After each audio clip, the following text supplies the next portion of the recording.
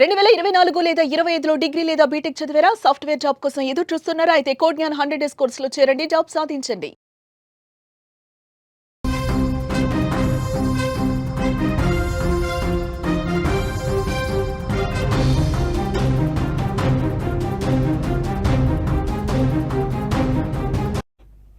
జమ్మూలో జల విలయం, జనజీవనం స్తంభించిపోయింది. కొట్టుకుపోయాయి వందలాదిగా ఇళ్ళు. రోడ్డు మార్గాల పరిస్థితి కూడా అదే విధంగా ఉంది. తావీ నది ప్రమాదకర స్థాయిని మించి ప్రవహిస్తుంది. అక్కడ రైల్వే ట్రాకులు, రైళ్లు కూడా పూర్తిగా దెబ్బతిన్న పరిస్థితుంది. రైళ్లు రద్దయిపోయాయి. హెలికాప్టర్తో సహాయక చర్యలు ముమ్మరం చేస్తూ ఉన్నారు. కానీ అక్కడ జరిగిన విధ్వంసం, కోల్పోయిన ఆస్తులు గతంలో ఎప్పుడూ ఇలాంటి విపత్తు చూడలేదని స్థానికులు చెప్తున్నారు. రాబోయే 2-3 రోజులు కూడా భారీ వర్షాల హెచ్చరికలు ఉన్న నేపథ్యంలో అక్కడ ప్రజలు భయం గుప్పిట్లో కాలం గడుపుతున్న పరిస్థితి. ఇటీవల కాలంలో దేశవ్యాప్తంగా వర్షాలు బీభత్సమే సృష్టిస్తున్నాయి. ఒకప్పుడు ప్రజలకు జీవనాధారమయ్యాయి వర్షాలు. ఇప్పుడు ప్రాణాలు, ఆస్తులు హరించివేసే మృత్యువుగా మారిపోతున్నాయి.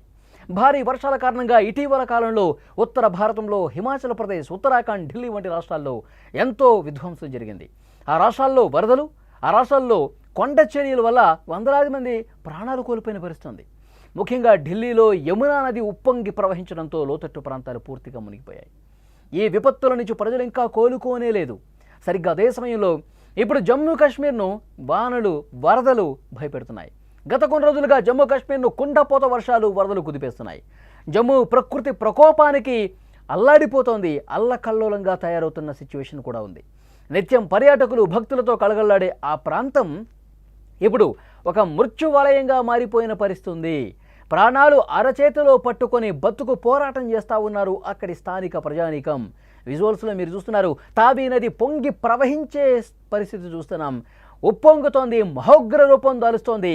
స్థానిక జనావాసాల్లోకి విపరీతంగా ఆ వరద రావడంతో వాళ్ళందరూ కూడా తమ సామాన్లు చేతబట్టి వాళ్ళందరూ కూడా వేరే సురక్షిత ప్రాంతాలకు తరలిపోతున్నటువంటి పరిస్థితి ఉంది. కొంత భయానకమైనటువంటి సిచ్యువేషన్ కూడా అక్కడ చాలా స్పష్టంగా కనిపిస్తుంది. అక్కడ తావీ నది మహోగ్ర రూపాన్ని దాలుస్తూ పైకి ఎగబాకే విధంగా బ్రిడ్జిల మీదకి తోసుకుంటూ ఆ వరద వస్తుందో చాలా స్పష్టంగా మనం చూస్తున్నాం. ఎక్కడికక్కడ రోడ్లు కొట్టుకుపోయాయి. ఆ రోడ్లు కోసుకుంటూ ఆ వరద తాకిడికి, బలమైనటువంటి తాకిడికి రోడ్లు మొత్తం కూడా కోసుకొని పోవడంతో, కట్ అయిపోవడంతో అక్కడ వెళ్తున్నటువంటి వాహనాలు కూడా ప్రమాదానికి గురవుతున్నటువంటి పరిస్థితి ఉంది.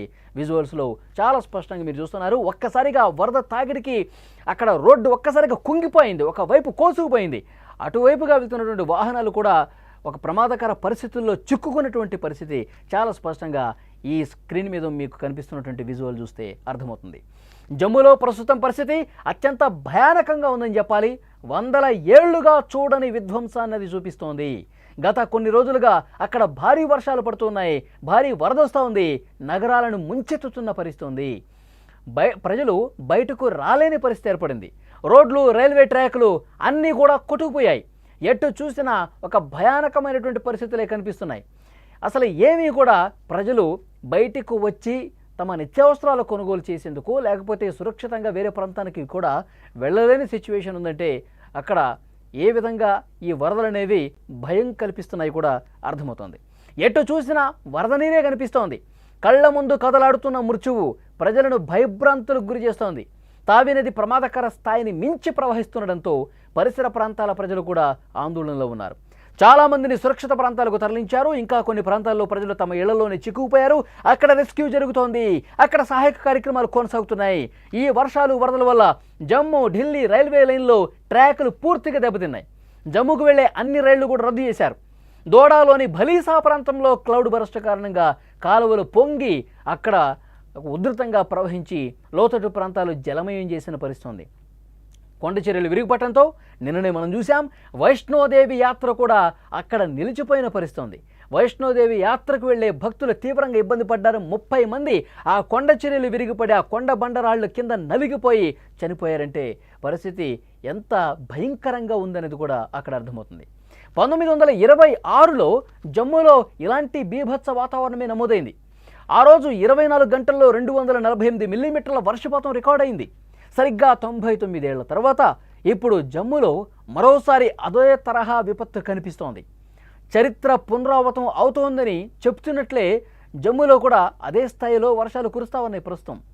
ఈ రికార్డు వర్షాల వల్ల తావి నది ఎప్పుడూ కూడా గతంలో ఎప్పుడూ చూడనటువంటి వరద ఒక భీకరమైనటువంటి ఒక ఉత్పాతంలా మహోగ్ర రూపం దాల్చి ఆ నదిలో వరద పొంగుకొని వస్తూ ఉంటే అక్కడ ఉన్నవాళ్ళు భయపడిపోతామన్నారు. మొత్తం పట్టణాలు నగరాల్ని ముంచేస్తుందా ఈ ఉగ్రరూపం దాల్చిన నది అని చెప్పి అందరూ స్థానికంగా ఉన్న వాళ్ళందరూ కూడా భయభ్రాంతులతో కాలం వెళ్లదీస్తున్న పరిస్థితి ఉంది. ఈ ఒక్క రాత్రి గడిస్తే చాలు, ఈ రోజు గడిస్తే చాలు అన్న స్థాయిలో అక్కడ పరిస్థితి ఉంది అంటే ఎంత దారుణంగా సిచ్యువేషన్ ఉందో అర్థం చేసుకోవచ్చు. ఈ భారీ వరదలు నగరాన్ని ముంచెత్తడమే కాకుండా ప్రజల గుండెల్లో తీవ్ర భయాన్ని నింపాయి. జమ్మూలో చాలా రోడ్లపై వాహనాలు వరదలో కొట్టుకుపోతున్నాయి. ఇళ్లలోకి నీళ్లు రావడంతో ప్రజలు అక్కడ బతకలేని పరిస్థితి ఏర్పడింది. స్థానికుల చెప్తున్నటువంటి వివరాల ప్రకారం వర్షం ప్రారంభమైన కొన్ని గంటల్లోనే నీరు ఇళ్లలోకి వస్తోంది. చాలామందికి వస్తువులు కూడా తీసుకోవడానికి సమయం దొరకలా. లోతట్టు ప్రాంతాల్లో పరిస్థితి మరీ దారుణంగా ఉంది. ఆకస్మిక వరదలతో చాలా ఇళ్లు కొట్టుకుపోయాయి. ఇళ్లలో దాచుకున్నటువంటి తమ ఆస్తులు ఏవైతే ఉన్నాయో, బంగారం ఏదైతే ఉందో, ఆభరణాలు ఏవైతే ఉన్నాయో అవి కూడా కొట్టుకుపోయిన పరిస్థితి ఉంది. ఈ విపత్తులో ఎంతమంది మరణించారో ఇంకా ఆ లెక్క తెలియదు. చాలామంది గల్లంతైపోయారు, వాళ్ళ కోసం గాలింపు చేస్తున్నా కనిపించడం లేదు అంటూ దీనంగా అక్కడ స్థానికులు చెప్తా ఉన్నారు. జమ్మూ కాశ్మీర్లో ఆర్మీ దళాలు రంగంలోకి దిగి సహాయ కార్యక్రమాలు చేస్తూ ఉన్నారు. వరదలు చిక్కున్న వారిని హెలికాప్టర్ల సాయంతో సురక్షిత ప్రాంతాలకు తరలిస్తున్న పరిస్థితి విజువల్స్లో మీరు చూస్తున్నారు. పూర్తిగా కాలనీ మొత్తం జలదిగ్బంధంలో చిక్కుకుపోయింది, వరద కొట్టుకుపోతుంది. ఇంటి ముందే నది వచ్చినట్టుగా కనిపిస్తుంది అక్కడ పరిస్థితి. అక్కడ ఆ ఇంట్లో వాళ్ళని రక్షించేందుకు ఆర్మీ దళాలు ఏ విధంగా హెలికాప్టర్లను తీసుకువచ్చి అక్కడ వాళ్ళని సురక్షితంగా ప్రదేశాలకు తీసుకెళ్ళడానికి రెస్క్యూ చేస్తున్నారో మనం చూస్తూ ఉన్నాం. చాలామంది ఇదే విధంగా ఒక నదిలో చిక్కుకుపోయినట్టుగా ఇళ్లలో చిక్కుకుపోయిన పరిస్థితి ఉంది.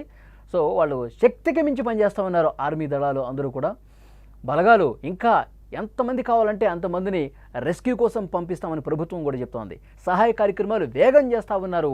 ప్రమాదకర పరిస్థితుల్లో కూడా ఆర్మీ బలగాలు ప్రజల కోసం పనిచేస్తూ ఉన్నారు. అక్కడ స్థానిక ప్రజానీకం తీవ్రమైనటువంటి ఇబ్బందుల్లో ఉంది, వరదలో చిక్కుకుపోయి ఉన్నారు.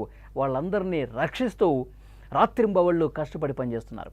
ప్రభుత్వం ప్రజలను ఎప్పటికప్పుడు అప్రమత్తం చేస్తోంది. అనవసరంగా బయటకు రావద్దని హెచ్చరిస్తూ ఉంది.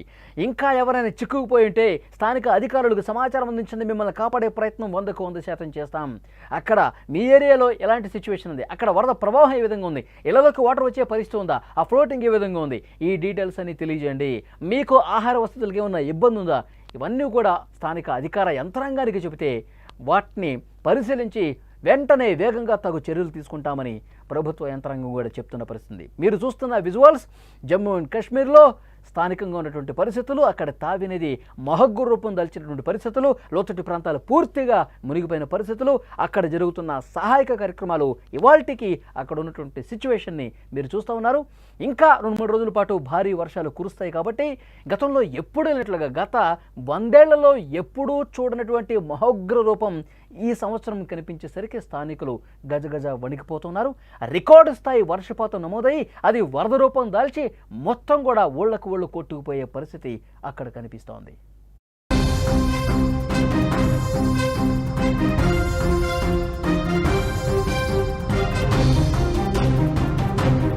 సుమన్ టీవీలో మీ పర్సనల్ అండ్ బిజినెస్ ప్రమోషన్స్ కోసం కింది నెంబర్కి కాంటాక్ట్ చేయండి.